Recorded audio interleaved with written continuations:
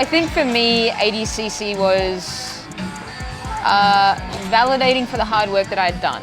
So the camp that I did for ADCC was extremely difficult. It was very well planned, everything was put together. There were a lot of puzzle pieces that were at play. And a lot of that was we were trying to figure out what was going to be the best and lead up for massive competitions like this, and playing around with that equation and playing around with what I needed as an athlete and what I needed from my team. So it was validating. It was validating the fact that we did all the things. We pushed the limits, and that's why I felt so prepared when I got out there at ADCC. I felt prepared to put on a good performance. So coming into CJI, and now we're using that data, we're using that information about what we did leading into that camp and tweaking some of the things that we can make even further improvements with coming into CJI. So that's exactly what we've done.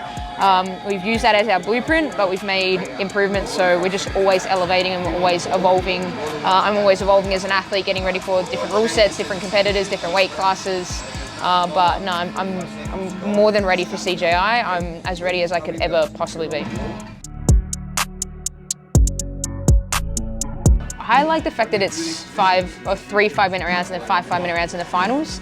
I like the idea of doing rounds. I also like the idea of it being submission only. I'm a submission hunter. I've always been a submission hunter. That's my style of jiu-jitsu. I'm not looking to win by an advantage. I'm not looking to, try and score and then just stall for the rest of the match. That's not my style of jiu-jitsu. I want to put my partners away.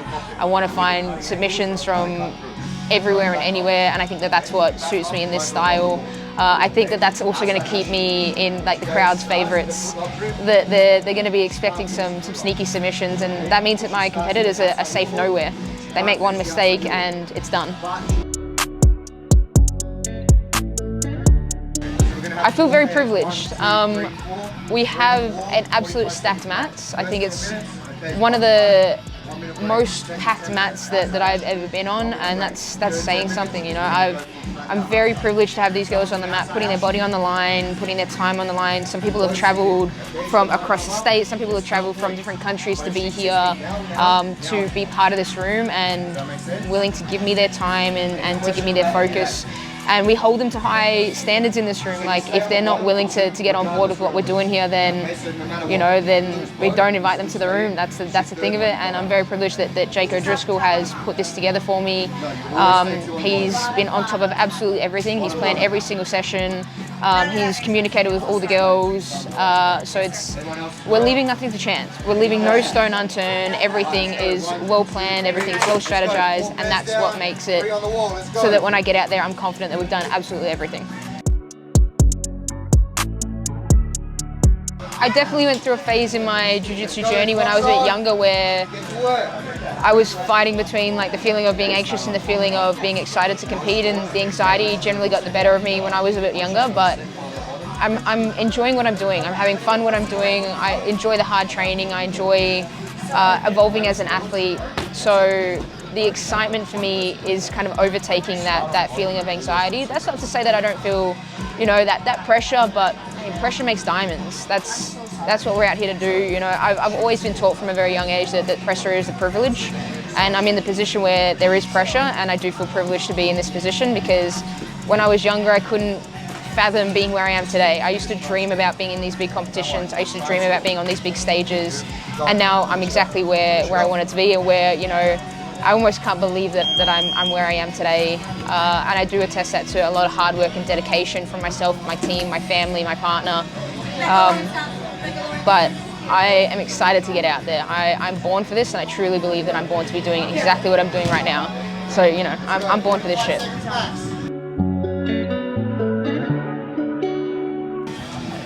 To this day, it blows my mind.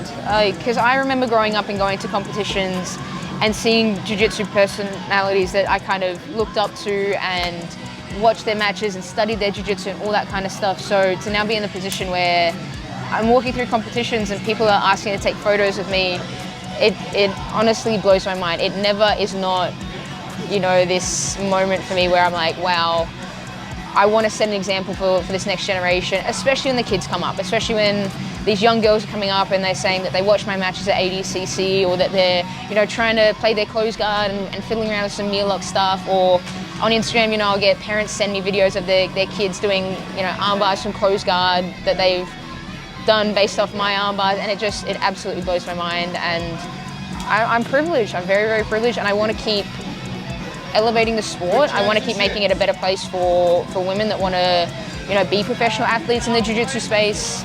I want to inspire the next generation and make them believe that they can come out here and do what I've done. I'm trying to set the path for these girls, and that's what motivates me. Like that's why I'm doing what I do, because I know how I felt towards the women that set the path for me, and I know what they did for me, and I want to be in a position where I can do that for the next generation. I think for me, like, I genuinely enjoy competing, so I'm going to continue competing and be as active as I possibly can. Like that to me is very important. You know, I don't compete because I have to, I compete because I want to. So I definitely want to stay active in that way. But when it comes to the sport itself, I want to grow the sport. I want more eyes on the sport. I want athletes to understand their part to play in growing the sport. Like, being an athlete is one thing, being, you know, a personality, having an opinion, you know, spreading the word about jiu-jitsu, you know, as culty as that sounds.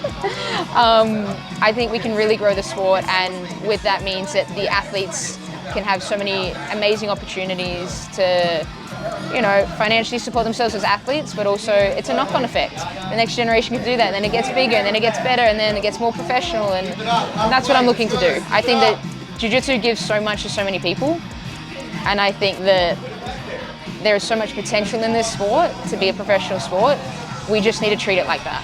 So everybody needs to work together to do that. Like I said, man, no stone unturned.